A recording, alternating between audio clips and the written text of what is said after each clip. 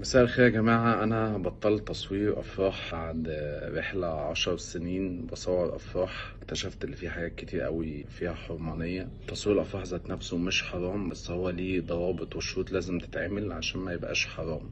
الأفراح في مصر كلها صعب اللي انت تحقق فيها الشروط دي إلا حاجات بسيطة قوي، وحتى اللي كان بيبطل عشان بيقول حرام كنت بستغرب، بقول انا في الاخر انا بعمل شغلي، احط الكاميرا على عيني وابتدي اصور، ولا ببص بطريقه مش حلوه ولا بيبقى نيتي اي حاجه خالص. مش هقدر اقول الضوابط والشروط لاني في الاخر انا مش شيخ ولا رجل دين، بس اللي انا اقتنعت بيه وفهمته اللي انا بعمله في تصوير الافراح حرام. ستيل بعمل حاجات كتير حرام، ربنا يهديني وان شاء الله يدلني على الخير. وعلى قد ما تصوير الافراح كان بيدخل لي مبلغ كبير، الا انا دلوقتي الحمد لله نفسيتي احسن وراضي الحمد لله بكل حاجه. انا عشان انا جاي لي نون وان شاء الله حاسس ان دي بدايه كويسه جدا، اللي انا ابدا ابص الحلال وحرام واقدر اعمل ايه وربنا يهديني ازاي. زي ما انتوا كنتوا معايا في الرحله دي كلها، عايزكم برضه تبقوا معايا. بدات ان شاء الله اعمل كونتنت اكتر عن التكنولوجي، لسه بعمل حاجات غلط كتير ولسه بعمل حاجات تغضب ربنا كتير. بدعي ربنا ان شاء الله ابطل كل حاجه. انا عارف ان كل حاجه بتيجي بوقتها. ما تنسوش تدعوا لي دعوه حلوه كده، ربنا يوفقني في اللي جاي ويعمي عيني عن الحرام ويحسن خاتمتنا كلنا ان شاء الله.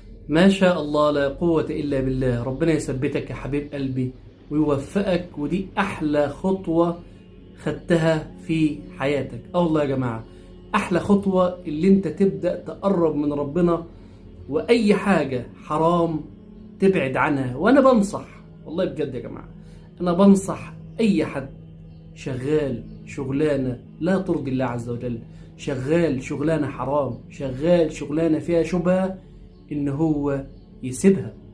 من ترك شيئا لله عوضه الله خيرا منه. والله العظيم، والله العظيم يا جماعة، ربنا عز وجل رزقك وانت شغال في شغلانة حرام، مش هيرزقك وانت شغال في شغلانة حلال. فاترك الحرام لله عز وجل.